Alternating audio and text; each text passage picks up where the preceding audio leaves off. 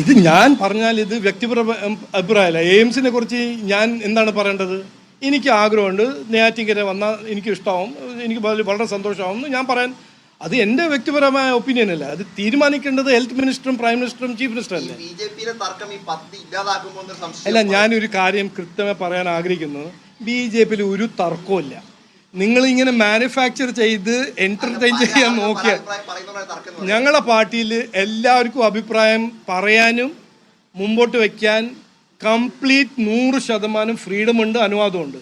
അതിൽ നിങ്ങൾ അങ്ങനെ തർക്കമായിട്ട് കാണുന്നു, ഞാൻ കാണുന്നത് കൺസ്ട്രക്റ്റീവ് ഡെമോക്രസി ആയിട്ട് ഞാൻ കാണുന്നു.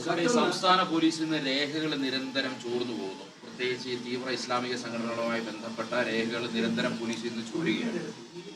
നോക്കൂ, പോലീസിനെ കുറിച്ച് ഞാൻ പാർട്ടി കൃത്യമായി പറഞ്ഞിട്ടുണ്ട്, ഞങ്ങളുടെ കാഴ്ചപ്പാട് പറഞ്ഞിട്ടുണ്ട്. പോലീസിൽ കുറച്ച് ക്രിമിനൽ എലിമെൻറ്റ് കയറിയിട്ടുണ്ട്. അത് പോളിറ്റിക്സിൽ ക്രിമിനൽ എലിമെൻറ്റ് കയറിയാൽ പിന്നെ പോലീസിലും ക്രിമിനൽ എലിമെൻറ്റ് കയറും. അത് പാർട്ടി കൃത്യമായി പറഞ്ഞിട്ടുണ്ട്. പക്ഷേ പോലീസിനെ ഞങ്ങൾ ഡീമനൈസ് ചെയ്യാൻ ആഗ്രഹിക്കുന്നില്ല. പോലീസിൻ്റെ റിഫോംസും പോലീസിനെ മോഡേണൈസ് ചെയ്യാൻ ഞങ്ങൾക്കൊരു കാഴ്ചപ്പാടുണ്ട്. ഞങ്ങൾക്ക് അങ്ങനെ ഒരു അവസരം ജനങ്ങൾ തന്നാൽ അത് ചെയ്യും എന്ന് ഞങ്ങൾ മുമ്പോട്ട് കൃത്യമായി പറഞ്ഞിട്ടുണ്ട്. ഓക്കെ. അങ്ങ് ഈ നിയമസഭാ തെരഞ്ഞെടുപ്പുമായി ബന്ധപ്പെട്ട കോഴിക്കോട് ഒരു PR ഏജൻസിയെ സമീപിച്ചതായും അതിൽ പാർട്ടിക്കുള്ളിൽ, അതായത് പേഴ്സണൽ ആവശ്യത്തിനായിട്ടുള്ള PR സംസ്ഥാന BJP സംസ്ഥാന ഫണ്ട് ഉപയോഗിക്കുന്നു എന്ന രീതിയിൽ ഒരു എതിർപ്പുയർന്നതായുമുള്ള വിവരമുണ്ട്.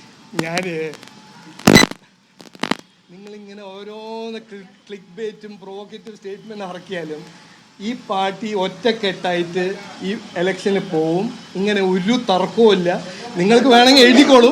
അല്ല, നിങ്ങൾക്ക് അങ്ങനെ ക്ലിക്ക് ബേറ്റും വ്യൂസും ഷെയർസും കിട്ടാനൊരു മാർഗമാണെങ്കിൽ നിങ്ങൾക്ക് 100% അതിൻ്റെ അവകാശമുണ്ട്. Please go head and do it.